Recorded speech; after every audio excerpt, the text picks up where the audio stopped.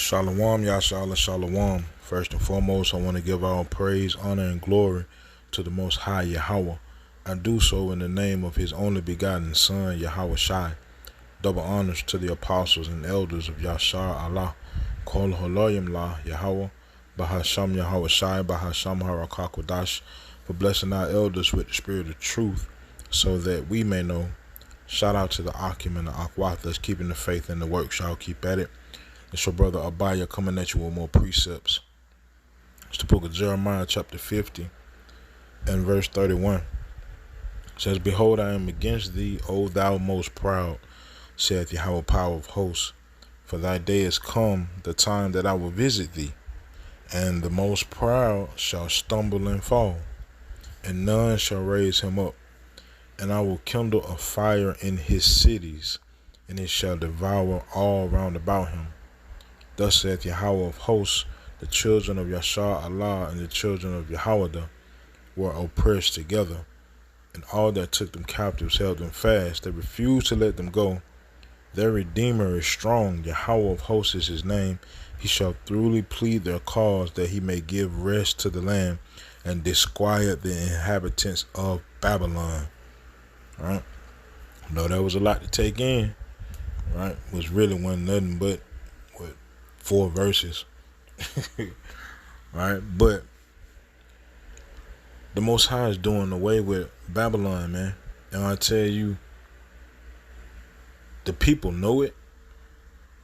Right? They can clearly sense that this place is done. One way that this place is done is what we seeing in front of us, the BRICS nations. Right? The BRICS nations, which is Brazil, Russia, India, China, South Africa, have just gained, or just invited rather, 6 more countries, and these are major countries that they've invited, and I believe they're supposed to take their place in the BRICS on the 1st of January. Right? And all of this is really ain't no competition to the dollar. The dollar has to be done away with regardless. This is about bringing in digital currency. That's all. It's about bringing in a world currency, right? Because a world currency can't coexist with the dollar still being on the top dog, right? So this is about creating a digital currency, like I said, which is basically about Revelation 13, right? And this is also about the end of Babylon through war, because the daughter of Babylon can't just sit and watch this happen continuously, be disrespected by the surrounding nations. They're going to have to make moves, and they've been making moves, right? But it's gotten sloppy now, because the daughter of Babylon has been at the head for so long that they feel like they don't have to, do this and that for a nation. They can just, send in the troops and let things happen. But those days are gone, man. So I'm gonna let this video and a few more videos play, and I'll be back. While everyone's being distracted by Donald Trump and his mugshot like that's gonna change something, let me show you something what they're not showing on all of these mainstream media outlets. Listen. In a move aimed at growing the bloc's clout, leaders of the BRICS group of developing nations have decided to invite 6 new countries to become members of the group. South African President Cyril Ramaphosa said on Thursday, "We have decided to invite the Argentine Republic, the Arab Republic of Egypt, the Federal Democratic Republic of Ethiopia, the Islamic Republic of Iran, the Kingdom of Saudi Arabia, and the United Arab Emirates to become full members of BRICS. The membership will take effect from the 1st of January 2024. Expansion could also pave the way for dozens of interested countries to seek admission to BRICS, which is currently made up of Brazil, Russia, India, China, and South Africa. On today, August the 24th of 2023, BRIC invites 6 countries to join a bloc in a major expansion. The 5 BRIC nations account for over 40% of the world's population. Do you hear me? 40% of the world's population, and the bloc is viewed as a counterweight to the U.S.-led global economic order. The list of the invitees is significant as it includes some U.S. allies, Saudi Arabia, Egypt, and also Iran, which is heavily sanctioned by the U.S. You people not understand that all of these other nations and countries are ditching the U.S. dollar. Also, on top of that, United States debt ceiling is currently at $32.7 trillion in debt. Do you hear me? The masses are more focused on the damn mugshot of Donald Trump. Don't you people understand that these other countries are moving completely away from the U.S. dollar? Now, how he said and how we just heard, as far as the newscaster, the daughter of Babylon's own allies are leaving, right? So this place is like a big ass Titanic. It's sinking, and people are jumping ship trying to, save themselves. But at the end of the day, you know what I'm saying? We all know what this is ultimately leading to. It is leading to the kingdom of Yahweh B'Shem Yahweh Shai being established on this earth, right? Like it says in the book of what's that? 2nd Esdras, is it 6? The world was made for our sakes, right? And the Most High is giving the world over to us, right? We got to go through tribulation. Like real deal tribulation, like it's spoken of in the book of Daniel, chapter 12, Jeremiah 30. But at the end of the day, at the end of it all, we're going to come out on top. All right, so this is the book of Jeremiah, chapter 51, and verse 7. It says, Babylon hath been a golden cup in Yahweh's hand that made all the earth drunken. The nations have drunken of her wine, therefore the nations are mad.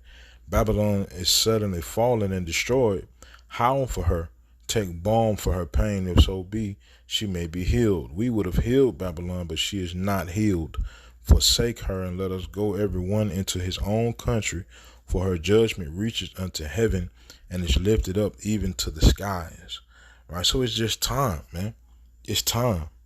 Right? The Most High allowed this devil to, become the top devil on this earth, and rule this world in wickedness and oppression and deceit. Right? But it's time, right? It's time for that cup to be passed, man. Right? So, slot 1 second. Right, so the daughter of Babylon's citizens are recognizing that this place, it ain't the same. And they losing the clout that they've had all of these years, right? These hundreds of years, they losing it, right? So let me let this play and I'll be right back. China, very concerned lately about China. They are now all over Africa, buying things and investing over there and getting those countries dependent on them and supporting, non-democratic people. And I'm just like wondering, whom? Well, we are in a country that supports Saudi Arabia. Yes, that's true. Right. So suddenly we have a problem with, superpowers supporting non-democratic people. Yes, I do. They're in Africa. They're lending money to countries to build ports and different infrastructure. To build what? Port. And what's wrong with that? And because countries that need ports get ports. But they're making people dependent on. I know it's the same thing that we've done, which is horrible around the world. They are far more humanistic than the United States ever was. Really? Okay. Absolutely. Great. So let me give you an example. Of course, they are peddling for influence. Yeah. Yeah. But they are non-interventionist. Absolutely non-interventionist in a way that Europeans, the West, has never managed to fathom.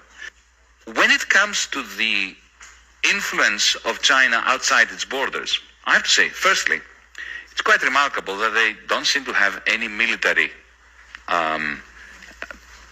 ambitions.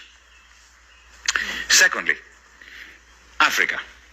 I'll give you an example, a specific example. Ethiopia. 2004, because I happened to be there, and I have some first-hand experience of it. They went into Ethiopia. I'll tell you why they went into Ethiopia, because they suspected there was oil. Because China is a major industrial power, but it lacks primary resources. Now, instead of going into Africa with troops, colonially, destroying the country, killing people like the West has done for the last 100 years, what they did was they went to Addis Ababa and they said to the government, we would like, we can see you have problems with your infrastructure, we would like to build some new airports, upgrade your railway system, create a telephone system, and rebuild your roads. And we'll do this all for free. No strings attached. We don't want anything from you. And they did. Why did they do it? Because it's soft power. Because because they knew that if oil is discovered, and it was discovered later, then, of course, the Ethiopian government will be much more open to Chinese oil companies coming there. They have never combined their investment with imperialistic. Can you imagine if that was a German company or an American company? That's why I'm saying I don't think you should worry. All right, so the nations are seeing Babylon for what it truly is, and all of this is prophetic, man. 2 Thessalonians chapter 2 and verse 8, and then shall that wicked be revealed, whom Yahweh shall consume with the spirit of his mouth, and shall destroy with the brightness of his coming. Even him whose coming is after the working of Satan, with all power and signs and lying wonders. So the nations are seeing all of the deceit that the daughter of Babylon has placed on this earth to cover up the different tactics that they use. You know, throwing the democracy bomb and saying that it's a dictator over here and it's human rights violations over there, and the superhero, Captain America got to go save the people from oppression, which ain't nothing but bold-faced lies, man. Right? It's all about resources, and it's all about control and power, and it's being brought to light right now. You know what I'm saying? That and try as they may, the devil cannot hide it, man. And that's why you got the BRICS nations coming and doing their thing. That's why you got Russia uniting with China and uniting with all of these other countries to come against the daughter of Babylon, because it's time. Right? So hold up, I got one more. You just look what's happening in Africa. Niger decided they'd had enough of their French overlords. You know, the French retained ownership of virtually 50% of everything of value in their colonies in Afrique du Nord. Now, that's French business. Whatever the French want to do, it's fine with me. But my point is, we are involved there because we built an airstrip in Niger, and we marched in there to defeat Islamists. The truth is, there weren't very many Islamists until we showed up. Now there are lots of Islamists. What's wrong with that picture? And now it turns out the whole population, in addition to hating the French, has decided they hate us. So we've had a coup in Niger. It's now being backed by the Algerians, as well as the neighbors. And people are saying, well, we trained them. We gave them assistance, and they're turning on us. Oh, it must be the Wagner mercenaries. There aren't any Wagner mercenaries in the place. In other words, that we may have gone in there and blown it on our own, made mistakes of our own, backed the wrong horse, whatever you want to call it, doesn't occur to anybody. Well, it must be those Russians, or maybe those pesky Chinese. We have this unfortunate habit of seeing ourselves as always wearing the white hat, always doing everything right, and we miss the truth. And the truth is, soldiers, sailors, airmen, and Marines do what they're told. They'll go wherever you ask them to go. They'll put their lives on the line. But it doesn't always make sense. And sometimes it may be for profit, not for national interest, not for the interests of the American people. And that's the problem. And no one's been watching this thing. They see the flag, everybody salutes, everybody listens to the music, everyone's enthralled. But the old 500 horsepower engine is gone. We're down to 100 horsepower. And the 100 horsepower engine is trying to make it all over the world. It's not going very well. All right. So, straight like that, man. This place is going down, man. And it's getting weaker and weaker with every month. Really, every day it seems like. Every day is some new thing that's happening that is contrary to how the daughter of Babylon used to be.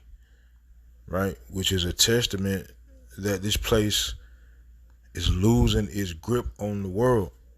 Now, the surrounding nations feel as though they got next, but nah. Yashala got next, man. Right? It ain't gonna take number 1 hour. Right? One of these hours, one of these good old hours, Babylon will be gone forever. Right? So this is the book of Revelation chapter 18 and verse 8. It says, therefore shall her plagues come in one day, death and mourning and famine, and she shall be utterly burned with fire, for strong is Yahweh power who judgeth her.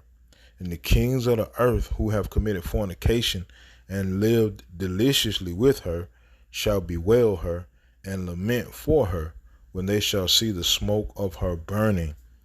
Right? Standing afar off for the fear of her torment, saying, alas, alas, that great city Babylon, that mighty city, for in 1 hour is thy judgment come. And we can't wait for it, man. Call her Loyim La Yahweh Bashem Yahweh Shai.